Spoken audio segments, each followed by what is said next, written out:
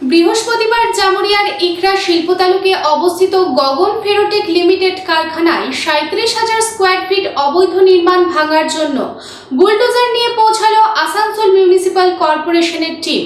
অবৈধ নির্মাণের জন্য কারখানা কর্তৃপক্ষের ওপর 98 কোটি টাকা জরিমানা ধার্য করে আসানসোল মিউনিসিপাল কর্পোরেশন। তবে শেষমেশ আপাতত 20 লক্ষ টাকা জমা দিয়ে স্বস্তি পেল কারখানা কর্তৃপক্ষ।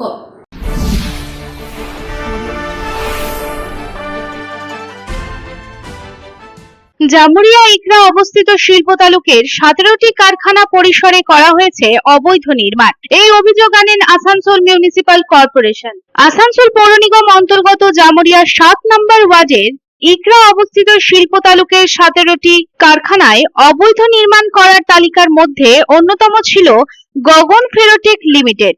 আসানসোল মিউনিসিপাল কর্পোরেশনের পক্ষ থেকে গগন ফেরোটেক লিমিটেড কারখানা পরিসরে প্রায় 37,000 স্কোয়ার ফিট অবৈধ নির্মাণ করার অভিযোগ আনা হয় কর্পোরেশনের পক্ষ থেকে। এই 37,000 স্কোয়ার ফিট অবৈধ নির্মাণের জন্য 98 কোটি টাকা জরিমানা ধার্য করা হয়।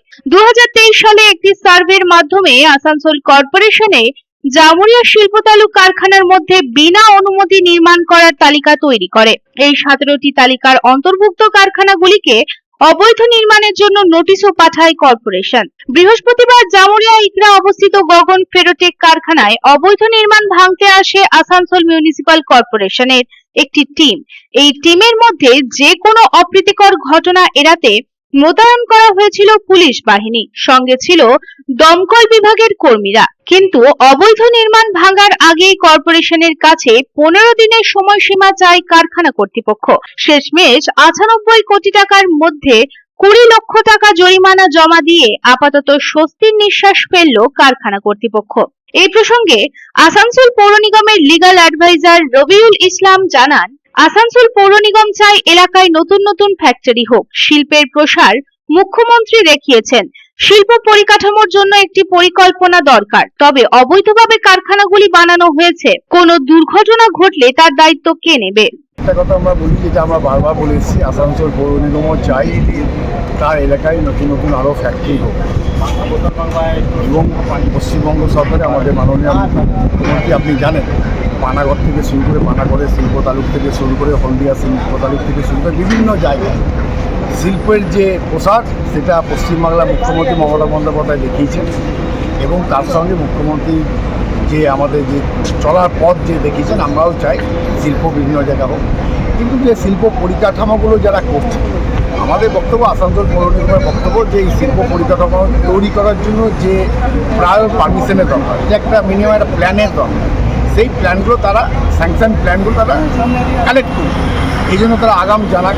এখানে অনেক ফ্যাক্টরি রয়েছে যেগুলো হয়তো তারা একটা অংশের জন্য প্ল্যান নিচ্ছে কিন্তু আরেকটা অংশের জন্য প্ল্যান স্যাংশন করায়নি, ইললিগালিভাবে তারা বানিয়েছে। তো এইগুলো তো ঠিক মেনে নেওয়া যায় না, কারণ ওই ইললিগাল জায়গাতে যদি কোনো দুর্ঘটনা ঘটে, সেখানে যদি কোনো কর্মী ভাইয়ের কোনো সমস্যা, কোনো যদি হতাহত, তাহলে সেই ইললিগাল যে জায়গা যে সেগুলো বানানো হয়েছে তার দায়িত্বটা কে? অন্যদিকে এই প্রসঙ্গে কারখানার এক আধিকারিক জানান, পৌর নিগমের কাছে 15 দিনের টাইম চাওয়া হয়েছে। 2 বছর আগে নোটিশ এসেছিল, 98 কোটি টাকা ফাইন করা হয়েছে। এই নিয়েও কথাবার্তা বলা হচ্ছে। नोटिस के दौरान जो है वो लोग हम लोग कल मेयर साहब से मिले भी थे, ठीक है।